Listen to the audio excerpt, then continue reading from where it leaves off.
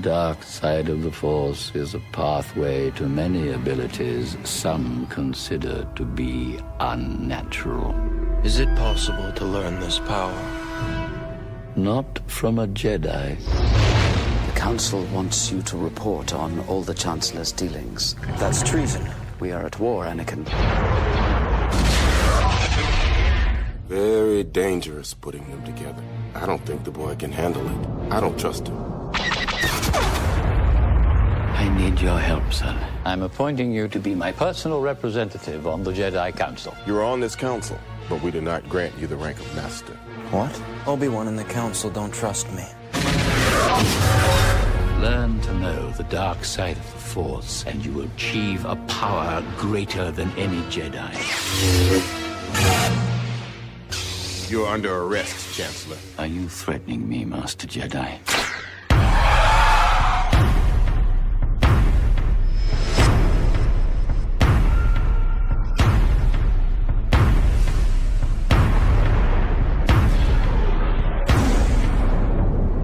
Every single Jedi is now an enemy of the Republic. Do what must be done. Do not hesitate. Show no mercy. Who could have done this? Twisted by the dark side, young Skywalker has become. I feel so helpless.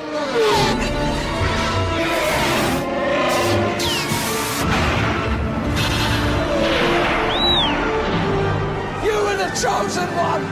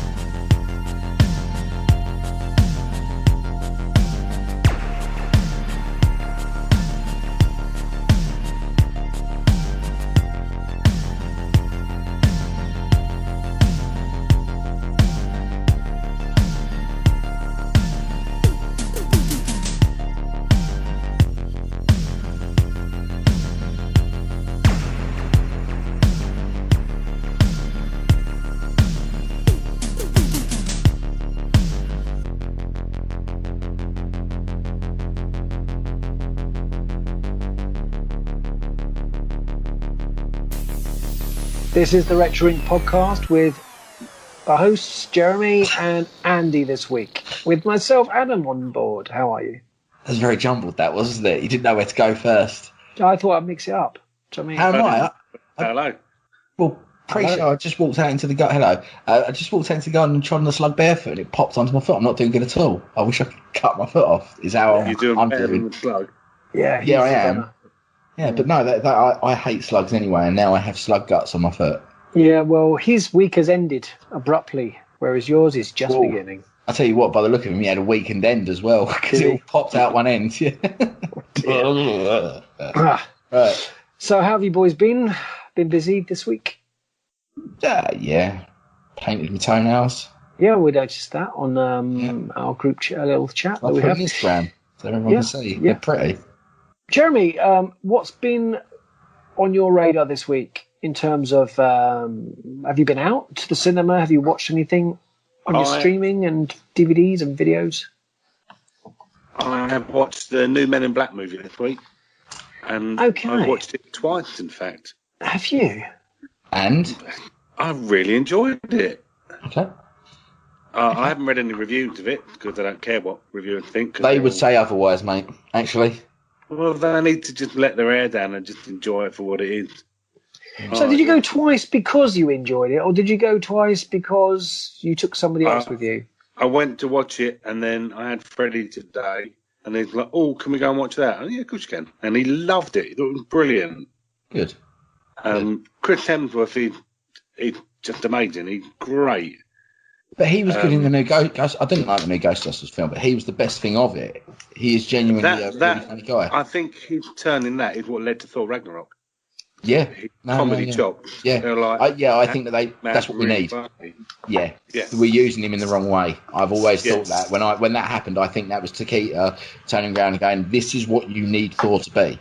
You can still have the macho, thunder god that's going to kick people's butts, but you can have Chris Hemsworth being funny at the same time because he will do it. Yeah, good. He's got good timing, hasn't he? He's got good comic timing. It's impeccable, mate. Yeah, and he's charismatic and just gorgeous, allegedly handsome.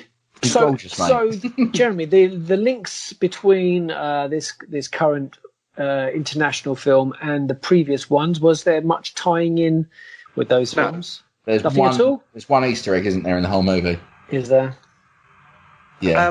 I think there's. I noticed a couple of things where I kind of went, "Oh, that's one of them, and that's one of them," which I haven't had a chance to look it up. No, I'm talking references to K&J. There's the picture, isn't there? The painting. The picture. That's it. That's it. Yeah. Okay. So it is set in the same universe because obviously Emma Thompson's in it as well from number 3. So it is the same universe, but I am a little bit surprised that they didn't manage to get a cameo from at least one of them. I don't think it would have needed it. Fair. It doesn't need it, but I thought that's the sort of thing Hollywood would do. So this stands alone really well then, this film? I mean, I'm not sure that Freddie remembers watching any other of the Men in Black films. You could come straight into watching this one and not. That's because you put that little flash thing in his eyes and he can't remember watching them. No, well, I would have done that to myself after the third one if I could. Yeah, it wasn't great, that, was it? I liked the third one. Did you? Yeah, I didn't like number 2, and I really liked number 3. I thought that alien guy with the timey-wimey weird stuff, he was absolutely brilliant, and I thought Josh Brolin was Tommy Lee Jones. It was good. Impeccable acting there. I really liked it. I thought it was much better than number 2, and even number 2 I enjoyed. I think the Men in Black series have always just been. Again, it's them things, isn't it, with Hollywood? We expect too much, or the general populace expect too much. And they're just a fun series of films, and that's all they're ever meant to be. About aliens and weird stuff. And say, I enjoyed this more than any of the other 3. Wow. They could put that on a poster, couldn't they? That's a strong claim, because number 1 is a classic, in my eyes. It's one of those that, would I recommend it to anyone? Yes, everyone I would recommend that to. It's a great family film, so that's saying something. Yeah. I just thought this was, I don't know, more fun. And it didn't suffer with a lack of Will Smith, which is what you would worry about, because Will Smith carried the first one. Yes, it was his prime, wasn't it? Yeah. But I don't think you needed to worry about no Will Smith, because Hemsworth is amazing. My gripe with the backlash from critics, one of them that I was listening, I can't remember who it was saying that they thought the story with it's not Tessa Thompson, is it? Who's the girl in it? Yeah. Yeah, they said her storyline that, she saw something when she was a kid, she gets flashed by the thing, or she doesn't, and she remembers everything, and she spends her whole life tracking them down, finds them, and they go, okay, come in and work for us. They was like, it's a little bit weak. I thought, well, no, because that's exactly what happened in the first film with Will Smith. Like some guy, something happened, he saw something, and the guy went, come down here and meet us here. And he went there, and they did the test. She does the test in the film. They just don't dwell on it, which is a shame because it is one of the best parts of that movie. Well, the first film. She gets into the FBI and the CIA, but walks out of them because they're not MIBs. Yeah. And that's all she wants to work for. Exactly. So Yeah. And they can look into that and go, well, she's clearly brilliant at everything. Mm-hmm. So why would they not recruit her? Well, Will Smith was just a cop. Really. Yeah. Yeah, and he went in and gave him a little bit of attitude when he was doing the tests, and Kay was like, I really like this guy. Yeah. You know, and that was, it was a lot weaker, that story, and it still worked. So I don't take that as a criticism for the movie, to be honest with you. I know a lot about it. I haven't seen it yet myself, but I know that I think people expect too much from franchises like this and reboots.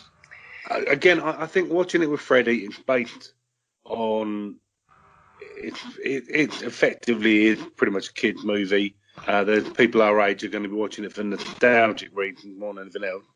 And the fact that Freddie loved it means its target audience bought it. Exactly, mate. Did its job. Did it make its money back? Who cares? You know, it doesn't really matter, does it? Well, the studio probably do. Yeah. Anything else you guys have been catching up on?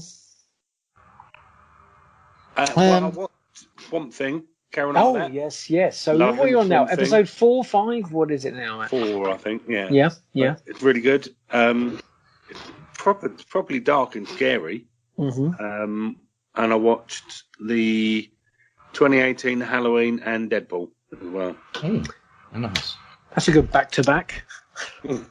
I started season 2 of Killing Eve this week. That's all I've done. And yeah, Is it good?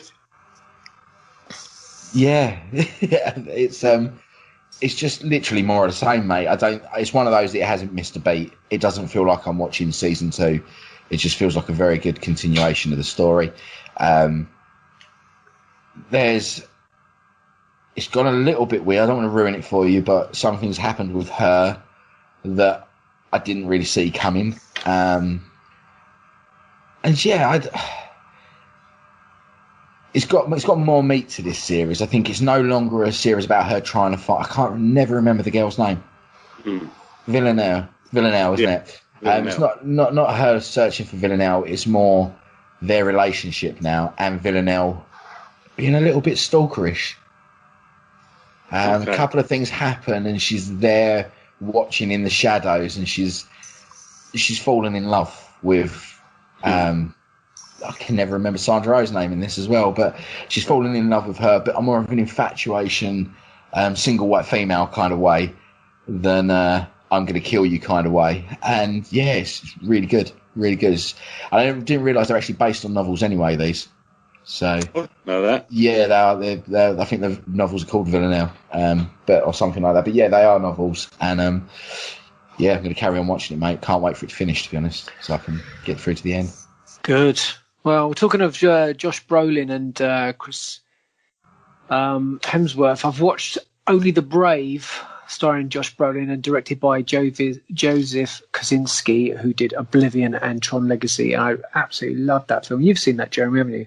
Yeah, I have. Yeah, it's not bad. Yeah, it's very good. And Rush was the other movie that I decided to rewatch again. And such a great film.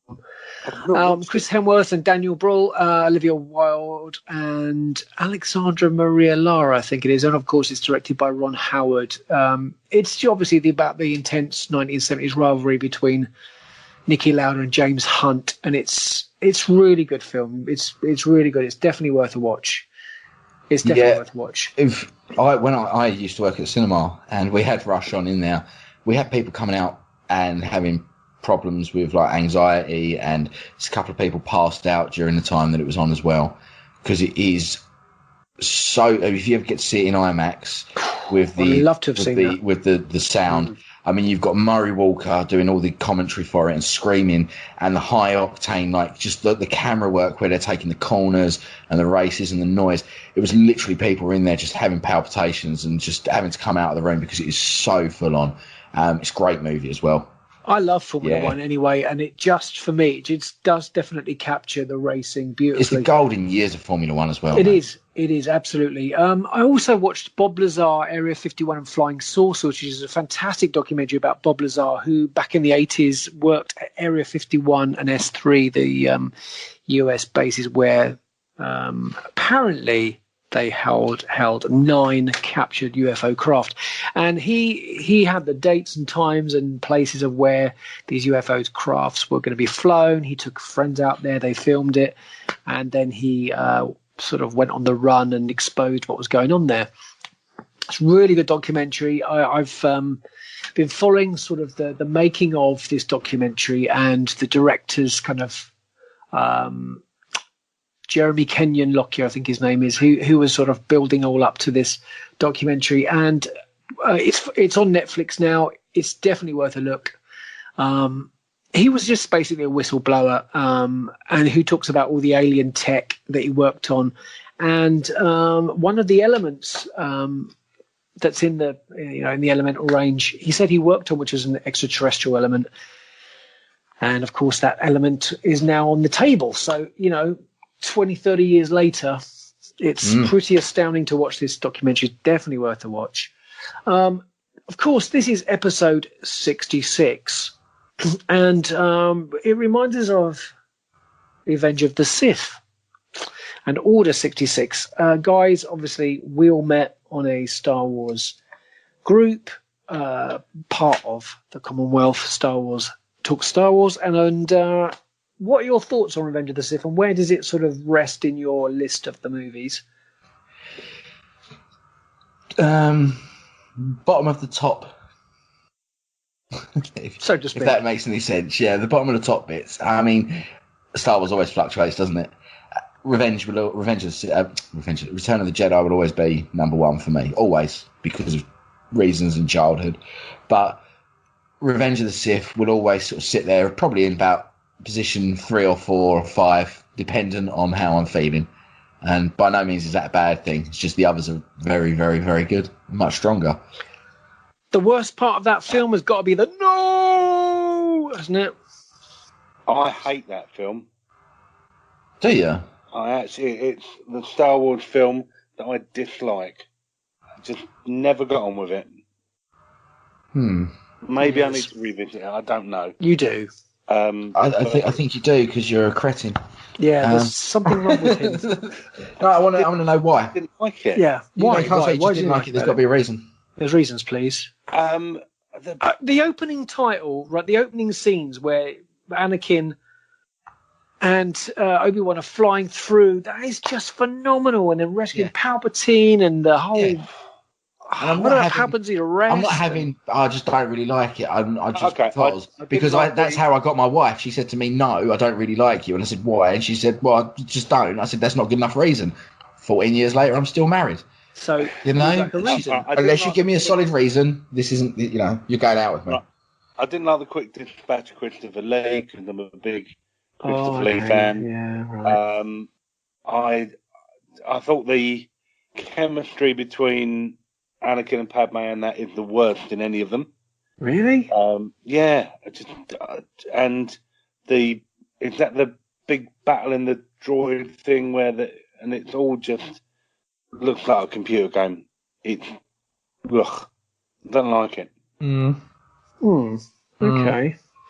Do you think that and the no and the no, just okay. But you're allowed to be wrong. He is. Hang on, I looked down, I've looked up, and you two have swapped sides. How did that happen? I don't know. That anyway. was really weird. Right. Yeah, no, you're wrong. You can't not like that less than Attack of the Clones, I'm afraid. I prefer Attack of the Clones, definitely. Really? Okay. Yeah. Okay. Sorry, listeners. This has thrown me for a loop. It has. I wasn't aware of this. So I understand it does have its faults. There are some just things with with Christmas card list and just crossing his name out. I agree. The no's annoying, and maybe Christopher Lee could have got more screen time. But let's be honest, Star Wars has always done a thing about killing off secondary characters quite easily. Look at. It was a great dispatch, though, wasn't it? Oh, yeah, but look at Darth Maul. I mean, that's why Darth Maul works as a villain, because we're left wanting more. And I think with Christopher Lee, there's only so much room for bad guys in this, and the bad guy was Anakin. That's what it was about. Yeah. It was about showing how ruthless Anakin was becoming, and they had a very condensed amount of time to do that in. But I mean, admittedly, they had 4 hours of other movies to do it in, but screwed the pooch on that. But, you know. Did you just like the fact that his head rolled across the floor? That was great. I didn't like the interaction between Anakin and Padme in that at all. I thought it was and cringy. Yeah, no, but I've never liked the interaction between the two of them in any of them. Literally, if you watch them, Padme constantly looks like she's being stalked by a sex offender. Yeah, but every time she looks at him, she literally does not have any chemistry with Hayden Christensen in those movies. That roaring fire scene where she's there all in her buxom bodice, you know, sort of top, and she's all done up beautifully. And she said, "Oh, I'm not really interested in Anakin." You're like, what? Roaring fire, sexy music, slight look of bondage. Sold me. With the as well. big factory in the end, isn't it? Yeah. The big factory and all that. Mm-hmm. Didn't like that. Okay. Didn't like it. Is that the one where 3PO's head ends up on the battle droid as well? No. No. That's Attack of the Clones. That's Attack of the Clones, yeah, good. Right. Yeah, see, he hasn't even watched Attack of the Clones properly, let alone. That's why he's I've confused. watched it more often. I think I've probably only watched Revenge of the Sith twice. Right, well, you need to watch it 3 or 4 times and then don't mention it ever again that you don't like it. I'm happy not to mention it again anyway. Did you not like the dispatching of Anakin? You know, Master Anakin, there's too many of us. What do we do? Do you not like all that stuff? I didn't like the battle at the end between Obi-Wan and Anakin. Honestly, this is something that I might have to beep out.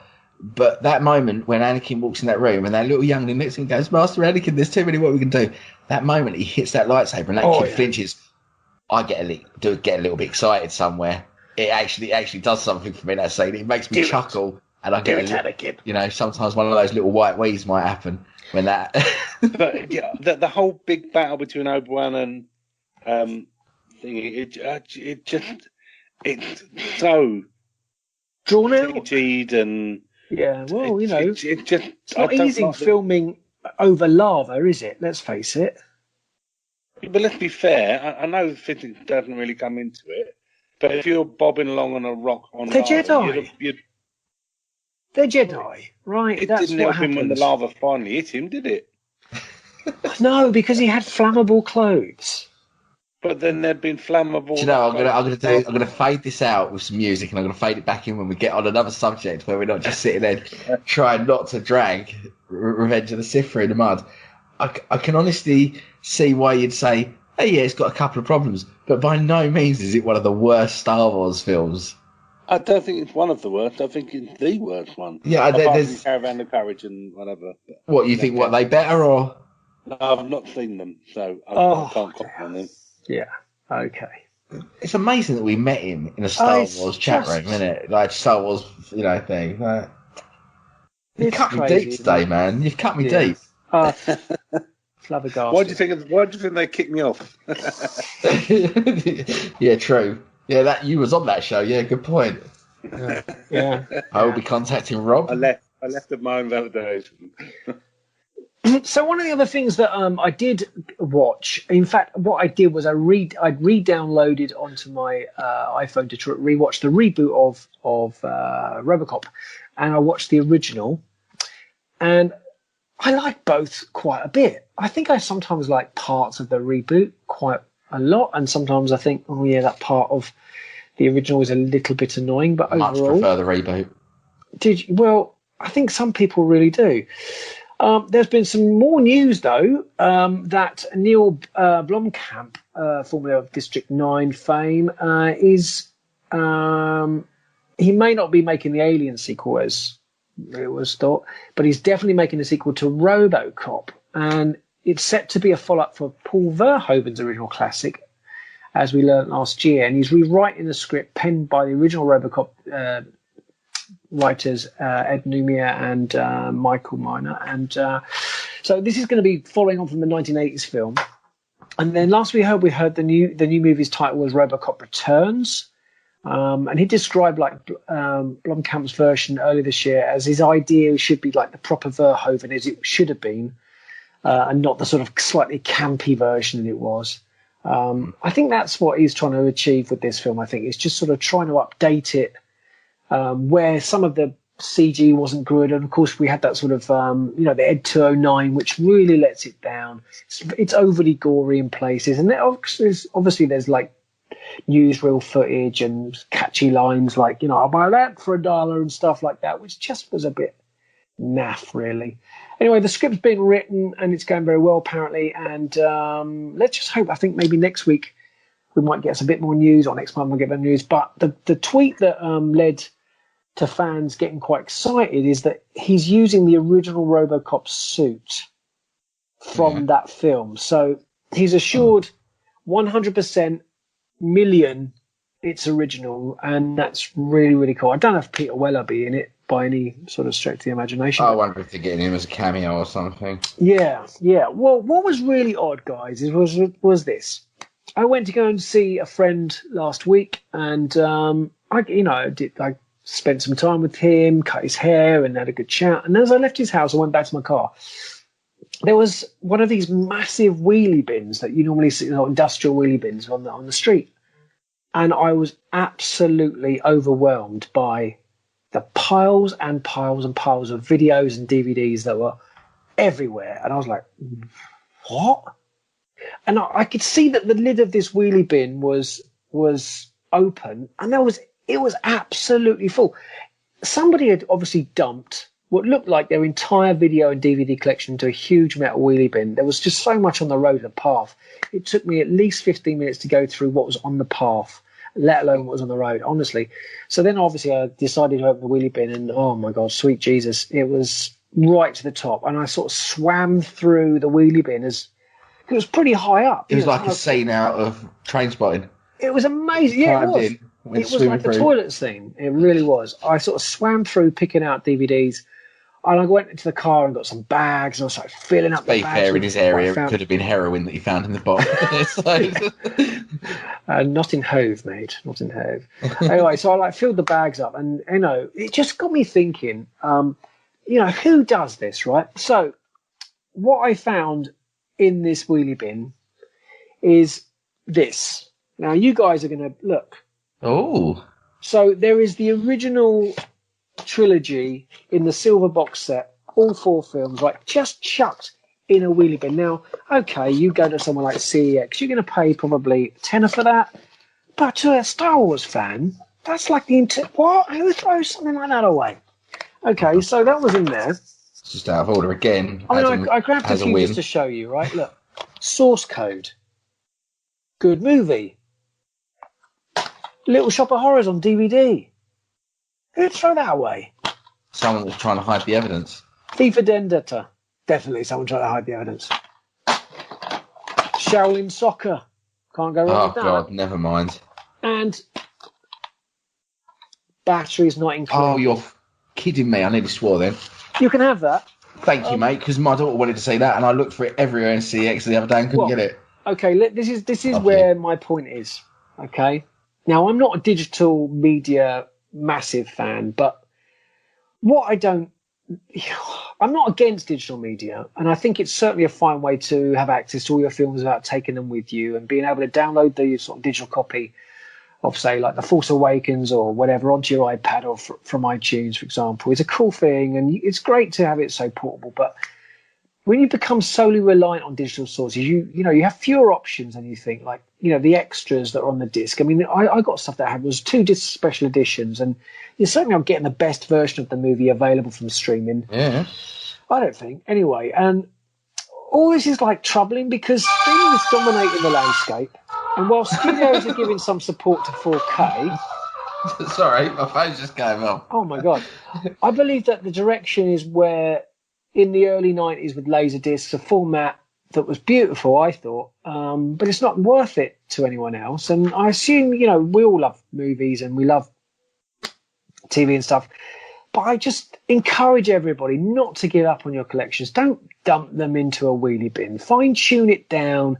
Have some focus if you want to have some control of the movies that you love in your collection, and have them available whenever you want. And just display your collection with a bit of pride, like beautiful books. Arrange them so that you can see some of the best covers and poster art. And also look for titles that aren't on Netflix or Amazon Prime, like Batteries Not Included, which you can't find anywhere. I popped into HMV today, and I love going through the movies and box sets and Blu-rays in there and special editions and finding steel books. I mean, 4K Blu-ray and DVDs are still the way to go, I think. Even if studios are giving up on the physical media, I don't think, for me, I'm going to indulge too much when it comes to streaming. I mean, I've bought a few bits, but when you find piles and piles of great films, I mean, Shawshank Redemption on DVD was there. Pretty Woman on DVD, okay, but it's still a bit of a classic. Who checks that out? Sound of Music on DVD was there. There was loads and loads and loads of Western. If anyone wants to chuck away their collection, bung them all away. Yeah. Yeah. I couldn't believe it. Right. All I can think is that she left him for another, or he left her for another woman, and she went, right, that lot's going in the skip. Because I just couldn't believe. VHSs as well. There wasn't a great amount of films there. I got Poltergeist actually on VHS, and I did get what's the other film I got as well? Oh, I got the original Mad Max on VHS. Again, probably worth 50p, but I mean, again, I just couldn't understand how and why all this collection has been sort of just dumped on the street. It, to be fair, it's unbelievable. Yeah, I get that sometimes if people want to get rid of it all, but wouldn't you try and get rid of it in some other way? Like say, pass it on, take it to CEX, or even just give it to a charity shop. You went to a car boot today, didn't you? Did you do a car boot today? I did a car boot today. Yeah. Terrible car boot. I think everyone was scared of the sun. So did you do all right? What did you? No, not at all. Not at all. Not great. I probably made about 25 quid after my entry fee. Mm-hmm. Did you manage to get a little wander around and see what was How around? much did you spend? £1 on 2 of the hot donuts. It's my little treat at the end. That was. Hot donuts are the best. Yeah, they know the little ring ones. They do like the fun fairs and that. Yeah, it was parked two rows away from me, right in line. I could hear the generator going the whole time and smell them. So I thought it was only right that I got there at the end to grab myself a couple. Cool. Yeah. So, Andy, what else have we got for this week's show? Well, one thing I wanted to talk about was a little bit of news with Ghostbusters. Has just cast, I mean, it's a quick one, but Paul Rudd has been cast as a teacher in the new Ghostbusters movie, i.e. Ghostbusters 3, not the sequel to the abhorrent mess that came out a couple of years ago. I know you liked it, Jeremy, that's why I'm being horrible. So, yeah, I mean, Paul Rudd, I think, is a perfect actor to sort of complement Bill Murray and Dan Aykroyd, and I think if they were, similar age, I think they would have probably worked together back in the day anyway. Very similar style of comedy. I don't know, did Paul Rudd do any SNL at all? I think he has done, yeah. I think so. He may have done, yeah. I mean, because that's where they come from, wasn't it? So, and I just think it's that similar style of comedy. And I know the girls did the reboot, a lot of them were SNL. Just didn't like the film. But yeah, I think Paul Rudd is a great addition to that cast. And like you say, I mean, we spoke about this briefly, didn't we? And you said, Jeremy, about putting in someone from one of the biggest franchises going at the moment. And yeah, it's true. Paul Rudd's bankable, isn't he? So yeah, it's a great bankable, cast. Bankable. I said bankable, okay. Very bankable. Yeah, absolutely. Yeah. Right. That's all I had for that. But we do actually have some listener so I'm going to read this out. This is actually a bit of a question as well in this one for us. So this is from Mark on Podbean. Another interesting chat, lads. It was nice to hear the Three Musketeers back together again, or is it the Three Stooges? I'm unsure. Lol. None of us could be called Curly, so I'm sure we're the Three Musketeers. I've not seen Adam's Never Regions. Not to say I've seen Jeremy's, but thank you for the shout. Should stipulate that. Thank you for the shout out on the new arrival. I'm sure with a little push he'll become a fellow geek. Well, he did send me a picture this week of him wearing a onesie. His wife, the sister-in-law, sent a picture of him wearing a onesie saying "I am Groot" with a little baby Groot on it. So that was cool. A possible topic of conversation for you guys: if you was to see a remake of one of your favourite childhood TV shows, what would it be? And who would you have acting, writing and directing it? Also, what 80s cartoon would you like to see made into a film? Same aspects as the first question apply. I'd like to see a live-action Thundercats movie with Christopher Nolan directing, the Double D's writing, Game of Thrones, and for acting out the characters I'm unsure. Any ideas? Thanks again, chaps, and I'll be going on to Patreon real soon. Cheers, M. Well, thank you, Mark, for Patreon. Thank you very much. No problem on the shout out for your beautiful baby. And no one else can play Panthro apart from Vin Diesel. That's my 2 pence worth for that. Because he'd just be brilliant. He would. You had a good one, didn't you? Yeah, I thought, again, Chris Hemsworth as Lino. Lino, yeah. I think he played that part very, very well. Yeah. Do you think, Jeremy? For it? No, I totally agree. I think they're both perfect casting. Vin Diesel and Hemsworth as well. Great. Love to see him in a movie together. I'd say Batista, but you wouldn't see him, would you? He'd just sort of stand there quietly and disappear. Yeah. And you can't really have him playing someone purple again. I think it'd just be a bit weird. I don't really know. If Batista did a movie with John Cena, would you ever see anything? No, it'd just be a film with a load of people walking about and stuff happening. And God, they got paid a lot of money. I mean, how much did Schwarzenegger get paid for Terminator? And he said, 14 lines, didn't they, or something? You wouldn't even see them two, and they get millions. Yeah. I mean, so we'll break this down. I'm going to go around. So the first one was, if you was to see a remake of one of our favourite childhood TV shows, what would it be? And who would you have acting, writing, directing? So favourite TV shows as a kid. What? Go, Jeremy. Have you got any that you'd like to see? Well, I'm quite lucky because I'm a Doctor Who nerd and fan. And so my childhood TV favourite gets remade regularly with new actors and actresses. And so it kind of evolves. And I'm lucky. Do you know what? You're really lucky, because the other thing we were talking about pre-show that might go on Patreon at that early age of something happening. I'm surprised with you being a Doctor Who fan that did happen at an early age. Nerd. Well, but have regards to 18 TV shows being remade. No, he said from your childhood, mate. 60s, 70s, maybe. No, my favourite TV show in the 80s was The A-Team. They tried to make that into a movie, which, although it wasn't a terrible movie, was not The A-Team. Do you think that's because the chemistry and the characters made the TV show and that it's impossible to recapture that? Right, okay, that's cool. Yeah, totally. Is that why do you think it's easier to remake cartoons from the 80s? Because there isn't that stigma with it, with the that attachment to those people. Yeah. I don't know, because my choices would be a very sort of almost a very adult, I would say maybe even a 15 version of Thunderbirds. Now, it was made with kids.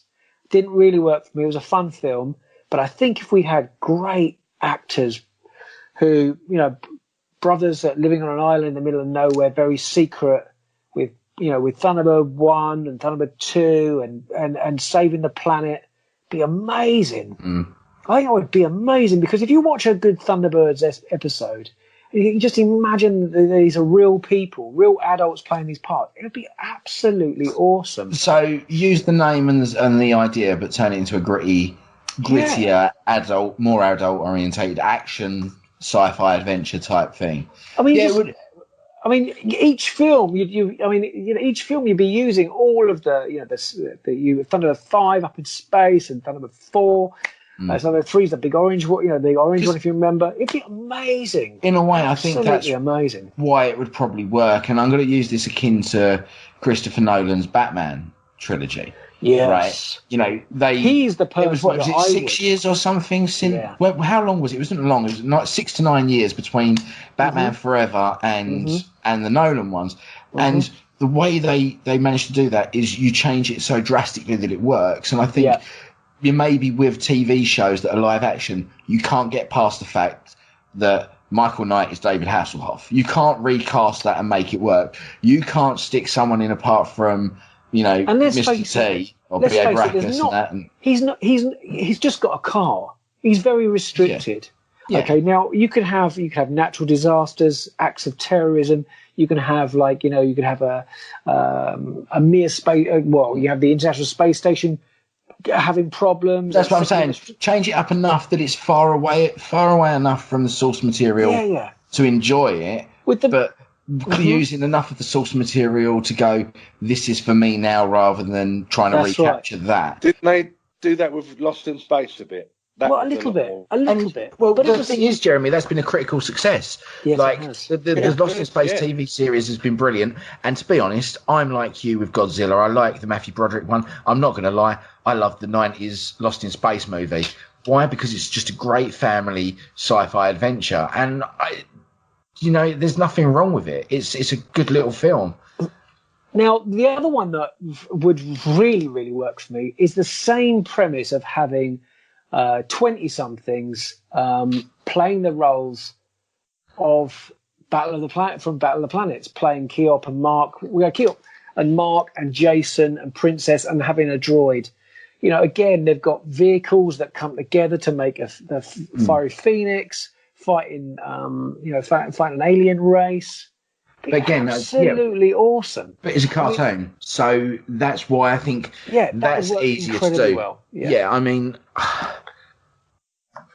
there is a lot of cartoons from the 80s that we would obviously all love to see. There, this Mask movie is still apparently in production, and Voltron wouldn't be a bad thing to see a live action Voltron. I'd be cool with that because I think it's easier to transcribe something from cartoon to live action because there is none of that emotional and nostalgic attachment to a degree. Obviously, we've seen it fail before when people have done this, but it's easier to do it that way, I think. And I personally would love to see Dungeons and Dragons as a cartoon be made into a live action TV show, because I think you could essentially do what they did with the cartoon, but on a grander scale with things like Game of Thrones and stuff like that. These bunch of kids akin to, it's very hard to cast this because obviously with child actors, there ain't many and they grow up too quick, to be able to do it. So, I mean, the Dungeon Master in that, I would love to have been, what's the guy?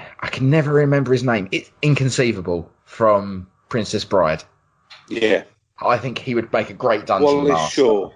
Yeah, I think he would make a great Dungeon Master. He's short enough to do it. You make him a little bit dumpy with a fat suit and give him some white side mullet, then he'd be great. But I'd love to see the Dungeons and Dragons be done in exactly the same way as the cartoon, where they go onto the fairground ride and get taken into that realm. And I'd love to see it with, a good solid cast of child actors like Stranger Things and that. And I mean, Benioff and Wise would be a great team to do that. Well, I think with the Warcraft film, have you seen the Warcraft film? Yeah. Now, what I would have liked to see in the beginning was a bunch of kids literally playing the game, and then the camera pans down into the game, and it becomes that world, and then we go into that. And I think if it worked, it would work very well for D&D. Exactly, same thing. I mean, the original story in the cartoon was they were on this fairground ride, and as they went through a portal into that. But it would work exactly the same way. The dice gets rolled, you watch the dice get bigger and bigger and bigger till you're actually into the and that actually goes on to the actual TV show that I would like to see made into something now, and that would be Nightmare. And I don't know if you two remember Nightmare from I do, but I would like to see it turned into something akin to that, where these kids, like almost like a child-friendly Saw, where they get made to play this game. They get, like they're playing this thing, and all of a sudden Treyguard turns up as the Dungeon Master and has gone, it's real kids, like Jumanji almost, where they get sucked in, and these three guys have to help their friend through this, this fantasy world to get through and solve this quest. But there is real high stakes on it, and Treyguard doesn't have to be as friendly and nice as he does in the TV show. And you could have someone gnarly and old doing that role. It could even someone like Hugh Jackman or someone, stubble him up a little bit and give him some long dirty hair, and he could be the Dungeon Master or something. And I'd like to see, again, it's one of those that, because it's a live action show that was never a series, it was a game show. And I would like to see that turned into a full-blown D&D type world of fantasy and adventure. Yeah, I can see that working very well, I think. Anything else? Copyright, Andy. Anything else? You got anything else, Jeremy? Apart from a bad internet connection. Dinosaurs is the cartoon that I liked. I'd like Which to see one? that redone. Valley of the Dinosaurs. Oh, that was brilliant. Wasn't it good? That'd actually be really good, wouldn't it? Them do something with that. Whether they turn into a live action thing with Benioff and Weiss again, or remake the cartoon. Are They're we gonna just be busy at Benioff and Weiss? Are we? Yeah, we're going to say the Benioff and Weiss for anything that's fantasy based, anything that's based in fantasy. Because If you ask any questions about fantasy based things, we just want Benioff and Weiss to do it. I think they've changed television from this point on. Yeah, because that's going to be, everything will be compared to Game of Thrones from now on. And there's a huge void until the prequel one comes out that needs to be filled. I don't know if it will be the Lord of the Rings ones or something's going to come out. The Wheel of Time. Mm-hmm. Wheel of Time, mate. That's what it'll be when that gets going. I mean, personally, and I'm going to throw it out there for my one of Dungeons and Dragons. If it wasn't going to be Benioff and Weiss, I wouldn't mind Robert Zemeckis. Yeah, that would work.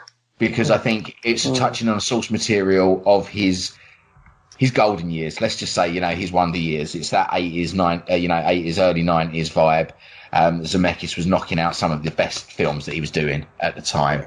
And he can do crazy with Lord of the Rings, and he can do serious with films like Castaway and that. So, yeah, I'd like to see Zemeckis attached to something like that and just have fun with it. And maybe Benioff and Weiss could write it. But, yeah, it's a good question, Mark. I just think it's hard to do live action nostalgia into modern. I mean, it doesn't work. It doesn't work. I mean, another thing we had this week, and I'm actually quite impressed by the trailer, was the Charlie's Angels trailer. I don't know if you two saw that. Yeah, it looks all right. Why I like it is because they've just reimagined the Charlie's Angels from modern time. They haven't tried to do this silly camp thing that they did with the other one, with Drew Barrymore and Lucy Liu.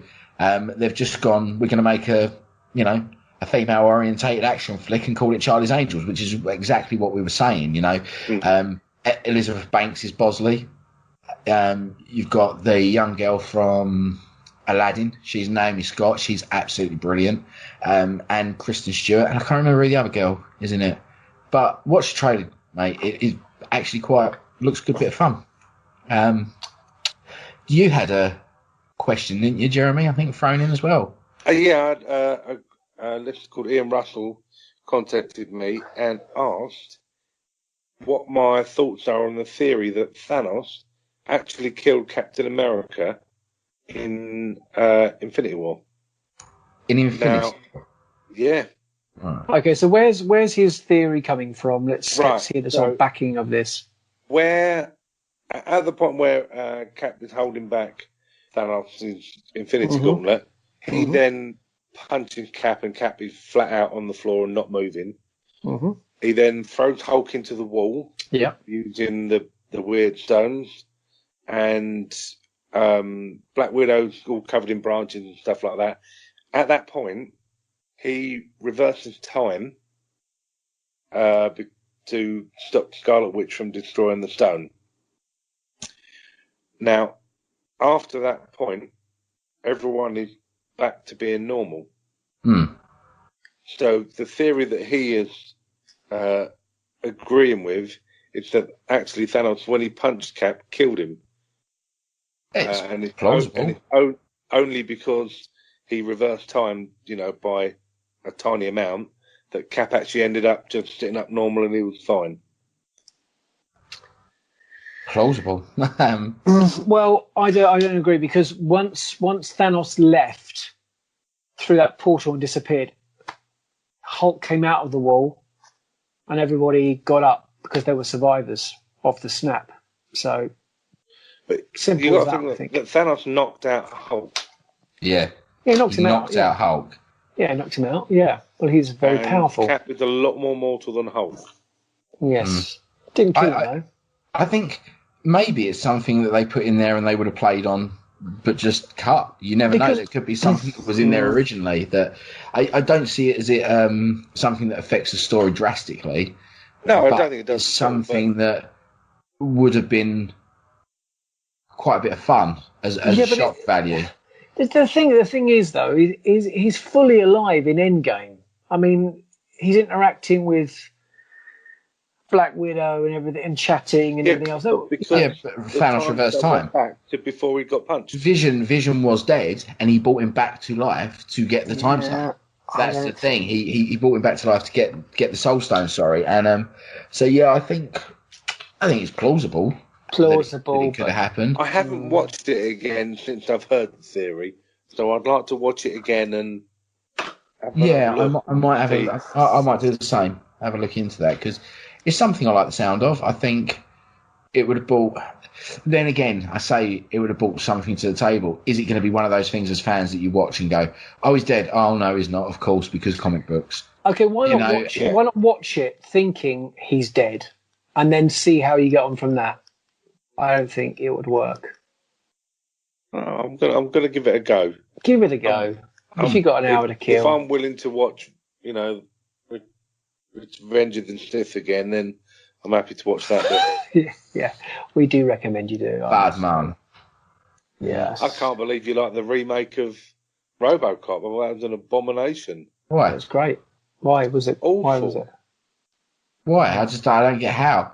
High budget, solid acting, because I actually really like, what's his name, the guy who plays RoboCop. He's very good. I loved him in Run All Night as well. I thought he was great with Liam Neeson in that. He was also all right in Suicide Squad. He very was good. Bad in that. But just think it's a much better film. I'm sorry. I know people were going to be shouting at me, but I don't like RoboCop. I think it's terrible. I think the original RoboCop is terrible. I saw it at the cinema and it blew me away. It's just pile of fire, mate. I just can't stand it. I think at the time I was obviously if I've got bad acting, terrible effects, really bad soundtrack, terrible effects in it, over the top gore. It is a naff story. It is a 80s B movie toss. And somehow, off the back of the Terminator, managed to make a name for itself. I loved it. Brilliant movie. I don't care if I did like it right now. I'm going to make you squirm after the things you said about Revenge of the Sith. I'm not going to squirm. I thought the effects were great for the day. No, terrible. They weren't great for the day because if you watch Star Trek, what year did RoboCop? 88. Did it? There was better films out with better effects then, if there was. Yeah, totally. I mean, when did Alien come out? Wasn't it like 10 years before that? And it's a much better film. Aliens was out before that. Yeah, Aliens was out before that. Star Wars was out before that. Yeah. Jason and the Argonauts was out before that. King Kong was out in 1933. Still looks better than RoboCop. Yeah, I mean, that King Kong looks better than Ed 209. Yeah. It's and let's face it, Jeremy's list of his favourite films, they're not, Yeah, we only have him on here, just, we're doing our bit for the comedy value. Three's a crowd, and we're a nice crowd. We have a quota to fill, we've filled it. Go buy yourself an ice cream, mate. Don't matter what flavour. See, Patreon jokes, then people will have to go and listen to it to hear what we're going on about. Did we have more to talk about tonight, or was that it? How long we haven't even going an hour yet. That's not like us. Well, I've got something to talk about. Well, no one done a quiz, or did I have to do it again? Oh yeah, quiz. We didn't talk about that, did we? Oh. We've saved our listeners a lot of pain. I've actually got best idea for a quiz, and I can do it right now. So this one, right? Hang on. We up for a quiz? Always. I'm trying to. Oh no, I've lost it. Carry on. Or not. Phil, do some filler. While I'm. Has anyone else watched Free Solo yet? Yes, I've seen it. Yes. Not as good as Solo, but it was a good film. Have you seen? I know it's a totally different thing. Yeah. What about Stranger Things trailer, which I think we mentioned last week's show, but we're only 4 days away now from Series 3. I think the thing I got most of the trailer for Season 3 is, haven't they grown up? Yes.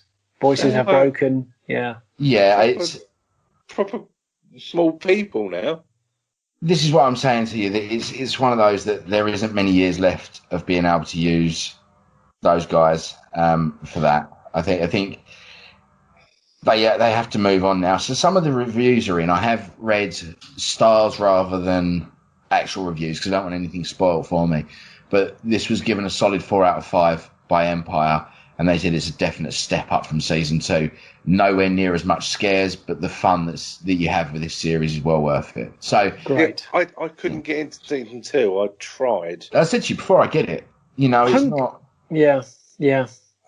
I'll give it Homecoming another reviews go. are starting to come in as well, which is good. Spider-Man Homecoming. 8.9, I think, IGN, wasn't it? Something Was it? like that. Yeah, Wow. so there's rated great. I think that's their scale is 8.9 around there is Well, great. that has a lot to do with Tom Holland, hasn't it? He's so good. He's definitely the best Spider-Man in my opinion so far. I mean, we've not seen him in a great deal of stuff. One standalone film, and obviously his appearances in 3 Marvel films. Apart from that, but he's just brilliant, isn't he? He's just brilliant. So, are you ready?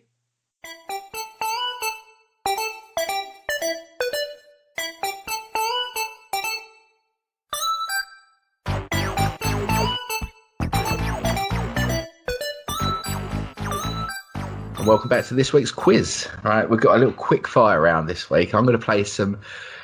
It's almost like this was planned, wasn't it? But I'm going to play some retro kids TV show themes. It is a bit planet by ear because some of these start with the name of the show, so it's going to be a real quick fire. We'll go till we get bored. The other thing I'd like to actually ask is if any of our wonderful listeners have for some reason been keeping tally on who's winning the quizzes, please let us know because I've lost the tally. So unless we start from now until the end of the year and the rest of it was just a warm up, but that gives Adam a chance to bring it back. Yeah, so like I we're going say, to go there. I'm clearly winning, so Yeah, this week's quiz is Name That Tune. Okay, and this is some lovely old school TV shows. Quick fire. I'm probably going to go for about 10.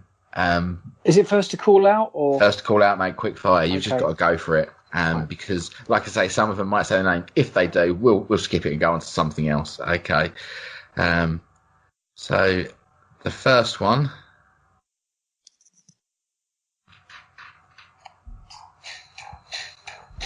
It's like a hurricane.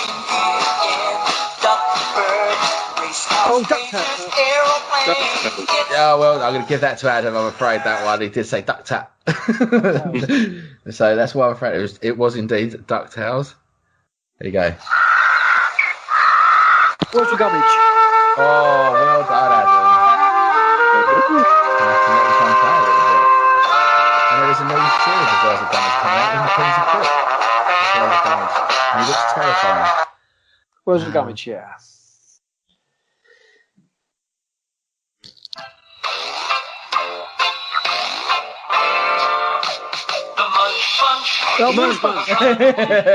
Oh, that's a tie, that one. I'm going to give you 1 point each. Jeremy and Adam. So Adam's leading 3-1 at the moment.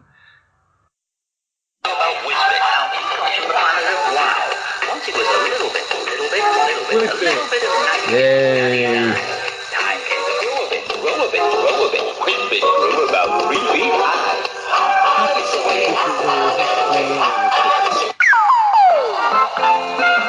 Oh, Hector's house. Pigeon Street. Yay! Well done, Adam. Pigeon Street 4-2. Yeah, he's running away with this one, mate. He is. It's one of my favourites as a kid.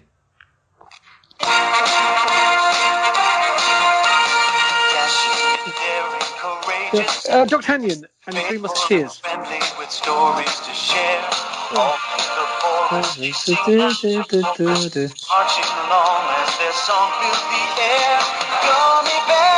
Gummy bears. There you go, one for Jeremy. Oh, that's one of my I don't think I've ever seen that. I loved it. I think maybe a little bit too old.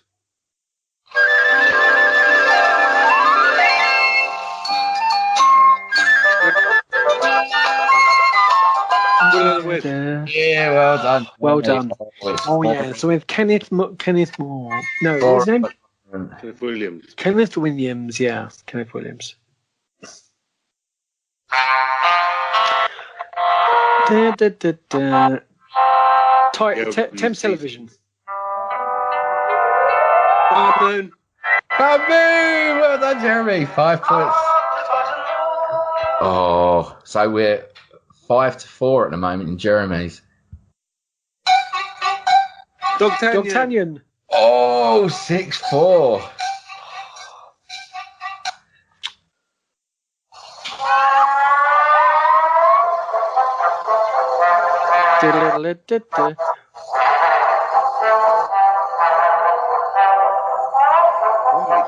I know it.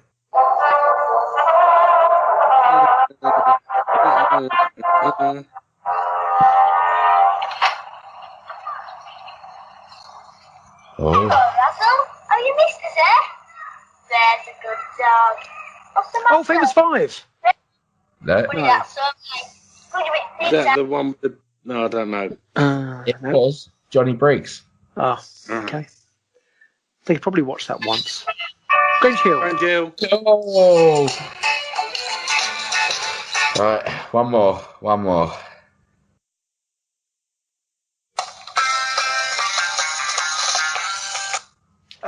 Record Breakers. Yeah, sorry. Oh, it's 6-all. So we have a tie break. I'm going to end on this one. This is our tie break.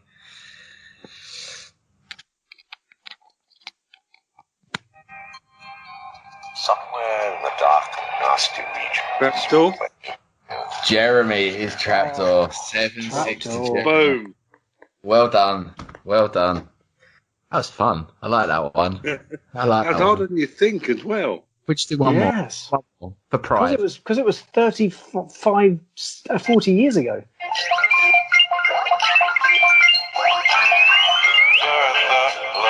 Lovely Bertha. I think you're a dream. One of my favourites again as a kid. I've never watched Bertha. Oh, he the Fresh Prince. Fresh Prince of Bel-Air. The redneck from Bel Air. Cotton Eye Joe, that wasn't it? Do you know what that song's about? What, Cotton Eye Joe? Cotton Eye Joe, yeah. Actual, what that song is about. I dread to think. A Cotton Eye Joe is a term for a STI test where they put a cotton swab. Oh, down the And where did you come from? Where did you go? I've been married a long time ago. It's about a man with an STI. And he's worried about his wife finding out. Oh, yes. Well, there's the story for Patreon at some point. Yes, we've got a story about that, haven't we, Jeremy? Oh, dear. Lovely. Oh, dear. Right. Oh, okay. I've forgotten all about that one. I'm going to do this all night now. Little Mickey. There you go. I've had enough of that now. Yeah, is that all? That everything for this week? Has anyone got anything to add? No, apart from my Funkos I bought. No. Oh yeah, you got some Funkos. Pray tell. I got a Val and a Rose for £2.50 each from Tesco's. Oh, mate. They did have a few of the Blade Runner sequel ones in there as well. Did they? No, don't. No. No, they did. I can't go down this route. I can't do this. And there was, what else was there? Oh, there were a few little things that I kind of thought, oh. You never know. Now you've told me that. Patreon might be getting some giveaways of some Blade Runner go soon if I can get hold of it. Yeah.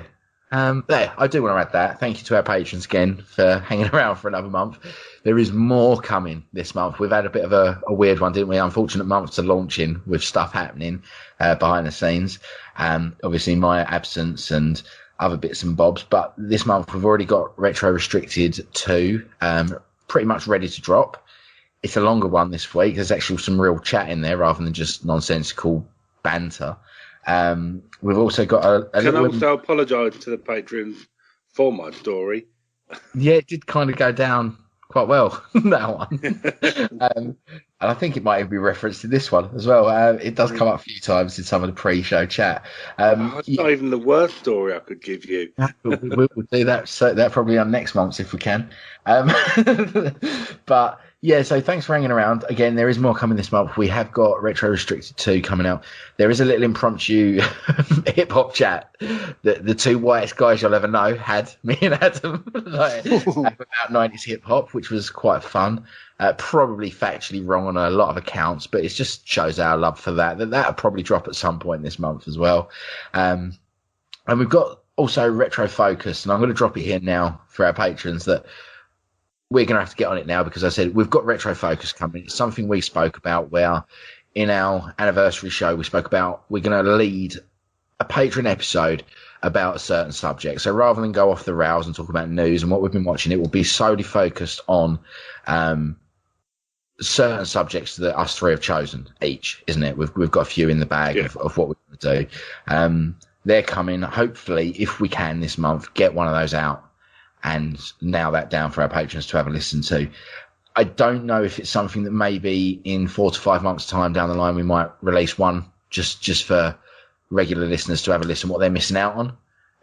If the patrons have an issue with that, please do let me know. I will obviously try and work around it because I don't want to alienate them. I don't want to give away the stuff that they're helping us support us, and that's what they get in return. I don't want to give it away if they think, well, what the hell am I giving you my money for? So it's just to try and get more people on board, see what they're missing out on, see some of the shows that we do.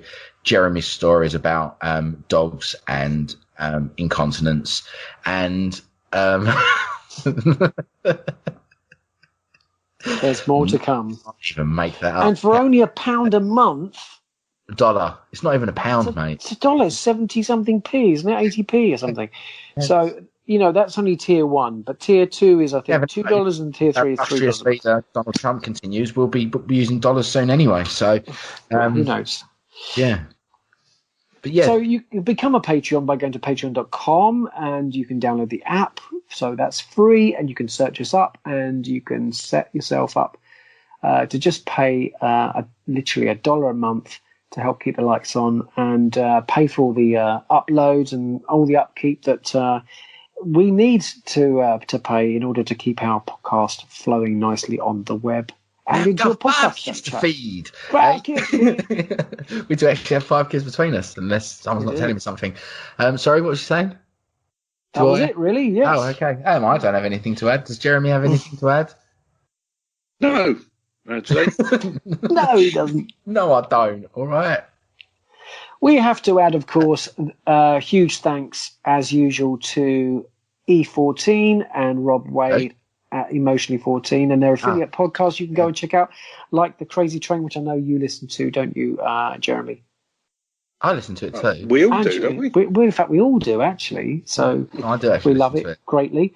And as usual, I'm just going to say the usual sort of stuff that you've been listening to, our Retro Inc. podcast production, a member of the Star Wars Commonwealth Podcast Network. And you can check out more from the Commonwealth at starwarscommonwealth.com and listen to all the other all the other podcasts in the network, such as ourselves, of course, and Tumbling Saber, Nerd Room, Generation X-Wing, Rogue Squadron, San Diego Sabres Radio Podcast, and the Sandcrawler Podcast.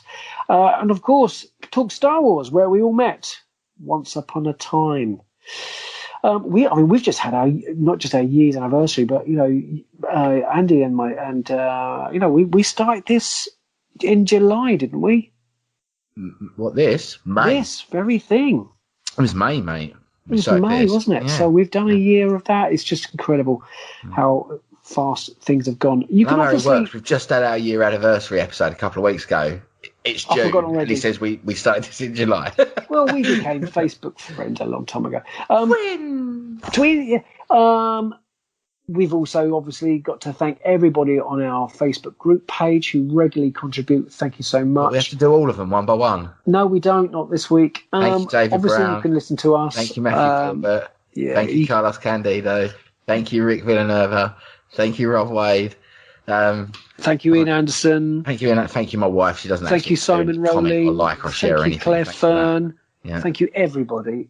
And Tina Simmons, beautiful Tina Simmons, who also is in our group, and welcome Steve Parter to the group. I feel really bad because we've so missed many out great someone. people. We've missed out people that have like even been on the show. Do you know, we've probably missed out about 70 people because we now have quite a lot of people on it. And really good people that comment on everything. But yeah. Okay, guys. The only other thing we've got to add is if you could just take a moment to go on to iTunes, if that's your podcast of choice, and give us a 5-star review on there. We'll be hugely grateful for that.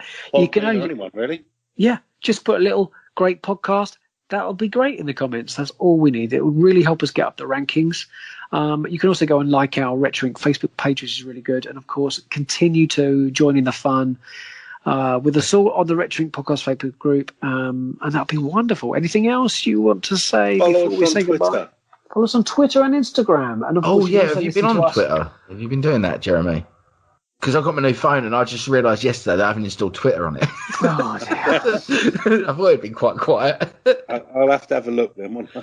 Yeah. Cheers. So we've got Podbean, we've got YouTube, and we've also got Spotify where you can listen to the show. You know, it's gutting, wouldn't it? It'd be with like my luck that I get Twitter back on my phone and there's that tweet back from Mark Hamill in my DMs going, I can totally come on the show, but I can only do it on the first week of June. No, he's not done that. You're all right. All right, okay, that's all right then. I'd cry.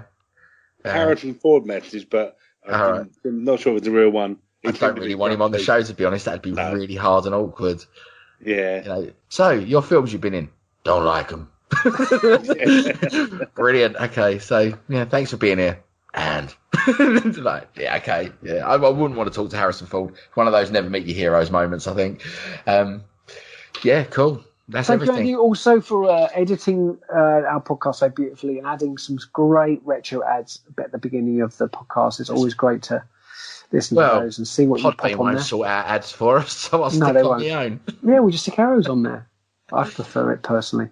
Yeah. So thanks again, guys, for a fantastic show. Really enjoyed hanging out with you guys as usual on a Sunday night. It's one of my highlights of my week, and I absolutely adore it. It's so hot, mate. I am literally hanging out. The bottom half of me has nothing on. I'm just wearing this T-shirt to save his face, to be honest. On that note, I'm going to say goodbye before he stands up. I'm glad it's not a leather chair. I'll point out that I never wear anything underneath. To be fair, I'm sitting with boxers. I think it's time to cue the outro music. When? Because the view of you two sitting there with your little... I'm not even joking. I'm not wearing my boxers. Oh, please don't stand up, Jeremy. They're my little flowy white ones. I like to wear these. What? No, you're okay. See that side boob? That's my side boob. A bit of leg there, look. Oh, dear me. Please. Hey, if we go to Facebook Live, you could charge for this stuff, mate. We should do that one day, shouldn't we? Not a Facebook Live porn, but we should do a Facebook Live. I've been wanting to. I might even jump on now. I'm in the sort of mood where I can. Let's do it. Let's do that now. I'm going to go on Facebook Live. Okay, bye everyone. Bye everyone. We'll see you there. And hopefully some of you guys will be joining us for that next Facebook Live if that goes well. Let's just jump on for 5 minutes and have stupid fun. See if we can get anyone on. Right, bye. Thanks for listening to this week's show, and we'll see you in episode 67. Yeah, no one cares.